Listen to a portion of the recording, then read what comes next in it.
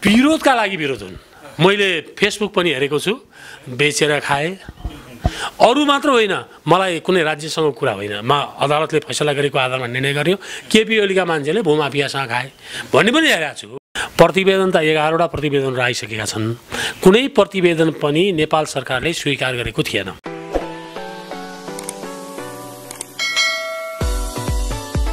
नमस्ते, कार्यक्रममा यहाँहरूलाई हार्दिक स्वागत छ। विभिन्न विषयहरूमा मन्थन गर्ने यो कार्यक्रम हो। आज हामी फेवातालमाथि मन्थन गर्दैछौँ। फेवाताललाई विश्व सम्पदा गण्डकी प्रदेश सरकारले फेवातालको 4 किल्ला निर्धारण, सीमाङ्कन तथा नक्साङ्कन एउटा समिति गठन गर्यो। पुण्य प्रसाद पौडेलको संयोजकत्वमा आज हामी संयोजकसँग हामी कुराकानी गर्छौँ। संयोजकजी, यहाँलाई स्वागत छ। धन्यवाद छ। फेवातालको सीमाङ्कन गरिसकेपछि, नक्साङ्कन गरिसकेपछि प्रतिवेदन सार्वजनिक भयो र त्यसका विभिन्न क्रिया प्रतिक्रियाहरू आइरहेका छन्। तपाईँले कसरी हेर्नु भएको छ? ठिक छ, यो आउनु स्वाभाविकै हो। लामो समयसम्म फेवातालको आधारभूत सीमा कायम भएको थिएन। प्रतिवेदन त 11वटा प्रतिवेदनहरू आइसकेका छन्। कुनै प्रतिवेदन पनि नेपाल सरकारले स्वीकार गरेको थिएन। अलि बहुचर्चित भनेको प्रतिवेदन विश्व प्रकाशको 69को प्रतिवेदन हो। यो पनि बाबुराम प्रधानमन्त्री हुँदा गठन गर्नुभएको फेवातालको सीमा निर्धारण गर्न होइन, अतिक्रमित जग्गाको छानबिन गर्न। त्यसले केही कुराहरू लेखेको छ। त्यसले लेखेकाहरूमध्ये 12,000 रोपनी 12,895 रोपनी छ भन्ने उसले प्रतिवेदनमा उल्लेख गर्यो। त्यो चाहिँ के हो भन्दा त्योभित्र अरू के भने व्यक्तिगत जग्गा पनि छन्, मुआवजा दिन पर्ने पनि छ, दिन पर्ने पनि छैन भन्यो। सीमाको बारेमा उसले के भन्यो भने 2065 सालमा उपत्यका नगर विकास समितिको संयोजक महेश्वर घिमिरेले भनेअनुसार तालको क्षेत्रफल भनेको यो हो भनेर भन्यो। कुनै अथेन्टिक आधिकारिक होइन। 4 किल्लाको कुरा पनि गर्नुभयो, तर कुनै आधिकारिक थिएन। अब अहिले त्योभन्दा अघि हामीले हेरेका छौँ 2018 सालमा इन्डियन सर्वेले के गरेको छ भने चाहन्छन् 10 वर्ग किलोमिटर भनेको छ। यसैलाई पनि कसैले उचालेका छन्। त्यो बेला 10 वर्ग मिटर थियो भने अनि 2010 सालमा कति थियो? 3.4 स्क्वायर किलोमिटर थियो। त्यो 2010 सालमा जहाँ पाँडे बाँध भनिन्थ्यो, त्यो पाँडे बाँधको बेलामा त्यो बेलामा के थिएन? त्यस्तो अवस्था थिएन। बाँध मान्छेले आउँथे, वर्ष दिनमा बाँध बाँध्थे, ढुङ्गा गिटी बालुवा अथवा रुख काटेर बाँध बाँधेर सिँचाइ गर्थे। त्यस कारणले त्यो पनि त्यो बेलामा 3.4 हुने, अनि 20मा चाहिँ 10.35 स्क्वायर किलोमिटर हुन्छ भनेर कल्पना गर्न सकिन्न। र मैले अहिले दिएको एउटा जर्नलले पनि यो कहिले दुनियाँमा हुँदैन थिएन भनेको छ, अरूले पनि हुन्छ भन्ने प्रमाण गरेका छैनन्। अब आयो 2032 सालको नापीले। त्यो नापीले पनि आफ्नो कायम गरेका थिएनन्। जब मैले 2058 सालमा त्यो कित्ता, नापीको कित्तालाई उसमा कन्भर्ट गर्न मैले जिल्ला विकास समितिले त्यहाँ निर्देशन गरेँ, अनि त्यही आधारमा उनीहरूले 8,707 रोपनी 12 आना 2 पैसा 2 दाम क्षेत्रफल कायम गरेर त्यो चाहिँ एउटा कित्ता कायम भयो। त्यो नै नेपाल सरकारको आधिकारिक सीमाङ्कन थियो। तपाईँले 4 किल्ला भनेको छ नि, यसलाई 4 किल्ला केलाई मान्नुभयो त? हामीले 4 किल्ला केलाई मान्यो भने दक्षिण पूर्वमा डेमसाइड, पश्चिममा मौरे बगर, उत्तरमा दुम्किलो, दक्षिणमा रानीमान। यो 4 किल्ला भयो। यो 4 किल्लाभित्रको बोर्डर कति हो त? तालको त हरेक कहीँ कुनो पसेको होला, कहीँ बाहिर निस्केको होला, कहीँ भित्र पसेको होला। यो सबै नापेर जाँदाखेरि त्यो भित्रको क्षेत्रफल भनेको 5.72 छ। अनि यो विषयमा त धेरै बाहिर प्रतिक्रिया आइरहेका छन्। यो ताल घट्यो, यो त्यसो भयो, यसो भयो भन्ने विभिन्न किसिमका आइरहेका छन् होइन। जस्तै योभन्दा अगाडि चाहिँ 11वटा प्रतिवेदन आइसकेका छन् होइन। यो हरेकचोटि तालको सीमाङ्कन गर्दा अथवा ताल नाप्दाखेरि यसको क्षेत्रफलमा गडबड हुने, फरक आउने कारण के रहेछ? खासै गरी ननापेर होला नि त। यसलाई आइडेन्टिफाई गरेर जसरी त्यो नापीको बेलामा नापीले नाप्यो, त्यसपछि अहिले नै नापियो। मान्छेले मैले भने विश्व प्रकाशले के भन्नुभएको छ? महेश्वर घिमिरेको भनाइको आधारमा महेश्वर घिमिरेले भनेको आधार हुने हो भने त बुढापाकाले भनेको आधार त उहाँ कसैले त हिजो त के थियो भने यो सबै तालै थियो भन्दैला हो त्यो भनेको आधारमा हुँदैन आइडेन्टिफाई त हुनु पर्यो नि उहाँलाई त्यो भित्र जग्गाको मात्रै छानबिन गर्ने अधिकार थियो यो कुरा थिएन यो कुरा पनि बुझ्नु पर्यो उहाँको कुनै आइडेन्टिफाई र आइडेन्टिटी छैन तर उहाँले तोकेको सीमा कायम हुन्छ है उहाँले भनेको सीमा र हामीले भनेको सीमा एउटै हुन्छ यति भइसकेपछि त्यो सीमाभित्रको जग्गा यही हो त्योभन्दा सीमाभन्दा बाहिर जाने हो भने त जति गए पनि भयो नि हो उहाँले बाहिर पनि जानुभएको छ त्यो खोलो पनि नाग्नु भएको होला अरू पनि नाग्नु भएको होला त्यो खोलै माथिसम्म पनि लानुभएको होला त्यसले ताल मान्दैन त्यसकारणले त्योभन्दा उहाँको सीमा कायम गरेका छौँ त्यो सीमालाई हेर्दाखेरि सीमा अथेन्टिक नै छ तर क्षेत्रफल मिल्दैन अब उसो भए फेरि अर्कोचोटि नाप्दाखेरि पनि यही आउला नि कि अब हामीले यो अब अर्कोचोटि ताल नापिन्छ भन्ने मलाई लाग्दैन यो नै अन्तिम हो यो अन्तिम भएको कारणले अब यसको विकासको डेभलपमेन्ट गर्न के गर्ने भन्ने कुरा दोस्रो विषय हो आजै हामीले निर्णय गरेर पोखरा महानगरपालिकालाई त्यही सीमाको आधार मानेर मापदण्ड तयार गर भनेर पठाऊँ अब कार्यान्वयनमा गयो कुरा भन्नु हो क्या यो एउटा महत्त्वपूर्ण कुरा हो अब हामी अर्को के गर्छौँ भने त्यो भित्र भएका जग्गा व्यक्तिका हुन् भने आधारित रूपमा उनीहरूको व्यक्तिको जग्गा छ कि छैन होइन भने खारेज गर्न मालपोतलाई हामी निर्देशन दिन्छौँ त्यो अध्ययन पनि हामी सुरु गर्छौँ तेस्रो कुरा हामी के गर्छौँ भने अब यो तालको विकास गर्नको निम्ति कस्तो प्लान बनाउने योजना बनाउने त्यो योजना तयार गरेर हामी विभिन्न सरकारी निकायहरू स्थानीय सरकार प्रदेश सरकार सङ्घीय सरकारलाई दिएर कार्यान्वयन गर्न भन्छौँ यो हामीलाई दिएको टिओआर भित्रको कुरा हो तर यो टिओआर केका आधारले जन्मियो भन्दा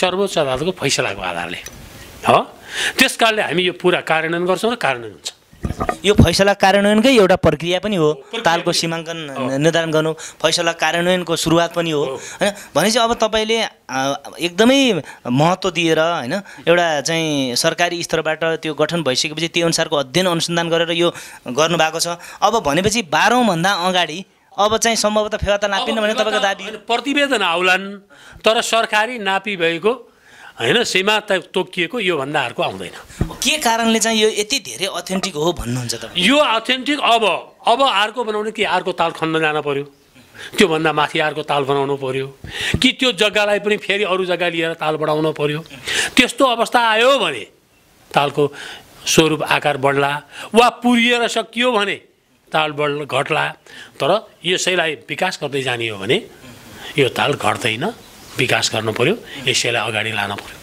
अनि योभन्दा यिनी अगाडिका तथ्याङ्कहरूले घडबड भइरहेछ हैन अब योभन्दा ठ्याक्कै 69 सालमा आएको त्यो जुन यो छ नि विश्वप्रकाश लामिछानेको प्रतिवेदनलाई त्यसलाई आधार मानेर पोखरामा निकै धेरै चाहिँ क्रिया प्रतिक्रिया आइरहेछन् ताल घट्यो यो चाहिँ भूमाफियाको चलखेल भयो जग्गा नापिए अब यो समितिलाई त्यसलाई वैधानिकता दिने एउटा प्रक्रिया सुरु गरे भन्ने टाइपका प्रतिक्रिया आइरहेछन् उहाँहरूलाई के भन्नुहुन्छ कसैको वैधानिकता दिएका छैनौँ हामीले विश्वप्रकाशजीले कुन आधारमा नाप्नुभयो भन्ने हामीले थाहा पाएनौँ महेश्वर घिमिरेले भनेको आधारमा सीमा कायम गरेको क्षेत्रफल यति भनेको भन्नुभएको छ महेश्वर घिमिरेले भनेको भन्दा व्यक्तिले भनेको कुरा हुन्छ मैले अहिले भने त्यो त हुँदैन नि उहाँले त्यो भित्र रहेका जग्गाहरूको छानबिन गर्नुभयो छानबिन गर्दा उहाँले 12,875 भन्नुभयो 9,000 जति पानी भएको जग्गा भन्नुभएको छ हैन त्यसले पनि के गर्दैन भने 9,000 उहाँले भनेको पानी भएको जमिन थियो भने अहिले त 11,255 छ त्योभन्दा पनि बढी छ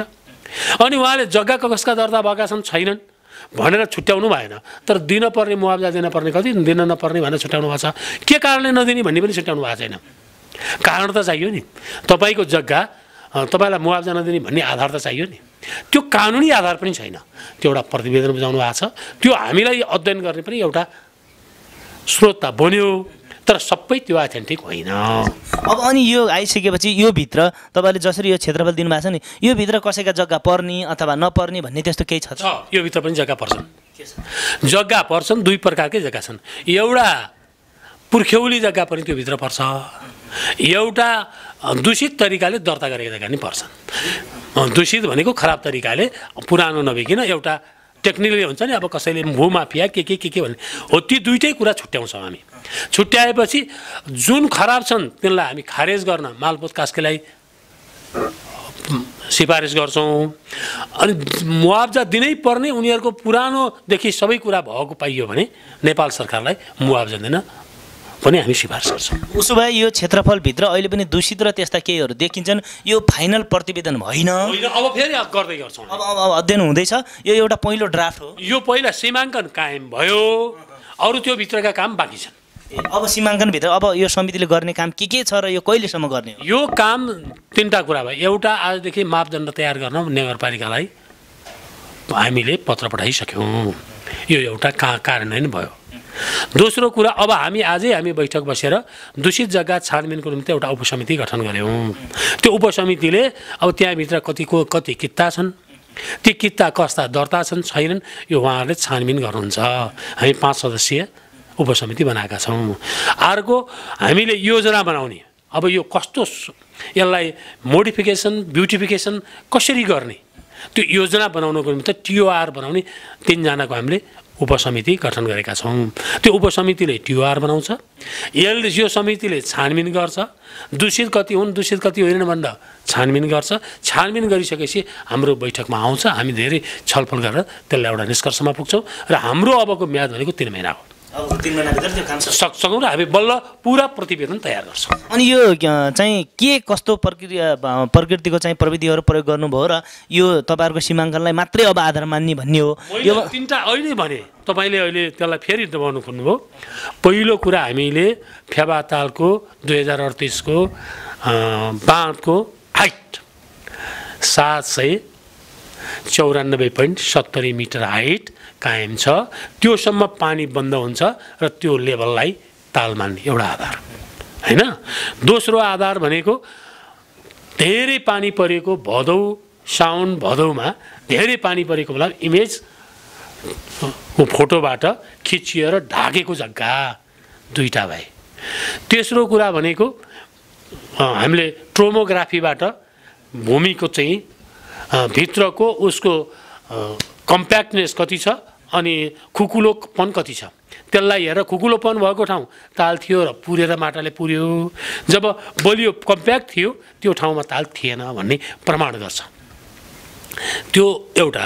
अर्को ड्रोन सर्वे हो, अनि त्यसपछि गएर फिल्ड सर्वे हो। त्यो बाहेक जनतासँग सोध्ने काम भयो। अर्को महत्त्वपूर्ण कुरा भनेको त्यहाँबाट निस्कने एउटा खोला हो। यदि त्यो खोलाभन्दा माथि ताल भएको भए खोलाको रूप हुँदैन थियो। त्यो 2010 सालदेखि के अरे 1910 सालदेखि अहिलेसम्म यथावत छ। मानौ 2000 त्यो यत्रो लामो समयसम्म 66-67 वर्षसम्म त्यो खोलाको रूप परिवर्तन नहुनु भनेको ताल त्योभन्दा माथि थिएन हैन। त्यसकारणले त्यो ताल त्यहाँ थियो भन्ने आधार हो। यी मल्टी क्राइटेरियाका आधारमा हामीले तालको सीमाङ्कन गरेका छौँ। अब यो बाहिर आएका जुन किसिमका क्रिया प्रतिक्रियाहरू छन् तिनीहरू चाहिँ आउनका लागि आउने मात्रै हुन् कि के हुन्? तपाईँको भनाइ के छ? विरोधका लागि विरोध हुन्। मैले फेसबुक पनि हेरेको छु, बेचेर खाए। अरू मात्र होइन, मलाई कुनै राज्यसँग कुरा होइन, म अदालतले फैसला गरेको आधारमा निर्णय गर्यो। केपी ओलीका मान्छेले भूमाफियासँग खाए भन्ने पनि हेरेको छु। यो सबै कुरा उहाँहरूले भन्दै जानुहुन्छ। काम गर्ने मान्छेले काम गर्ने हो, हाम्रो छवि हो। हामीले जे गरेका छौँ तालको आकार बढेको छ। त्यहाँ हेर्नुहोस् त, विश्वप्रकाश लामिछानेकोदेखि लिएर कसैको पनि ठुलो अन्तर देखिन्न। तर पनि उनीहरूले जुन लान्छना लाउने, यो नेगेटिभ कुरा गर्ने, एउटा व्यक्तिको परक कुरा गर्ने एउटा विषय हो। हामीसँग भएका टेक्निकल पनि अत्यन्त हाई साउन्डका छन्। जस्तै सगरमाथाको नापेर विश्वको 50औं स्थानमा भएको व्यक्ति हाम्रो सदस्य सचिव हो। अरू टेक्निकल मान्छेहरू पनि त्यत्तिकै छन्। पूर्व महानिर्देशक भूगर्भ तथा खानी विभागको महानिर्देशक पनि हाम्रोलाई यो ट्रोमोग्राफीको गर्ने मान्छे हुन्। अत्यन्त ठुला उच्च चाहिँ टेक्नोलोजीको प्रयोग र हामीले एउटा निर्णयका साथ अगाडि बढेका छौँ। कुनै यस्तो अन्तर छैन। अबको 3 महिनाभित्र यहाँको चाहिँ त्यो जुन प्रतिवेदन हो त्यो प्रतिवेदन आएर एउटा यो फेवातालको मापदण्ड अब योभन्दा पछाडि नापिने छैनन् र एउटा यो कोसेढुङ्गा साबित हुनेछ। संयोजक पुण्यप्रसाद पौडेलजीलाई हामी धेरै धेरै धन्यवाद दिन चाहन्छौँ।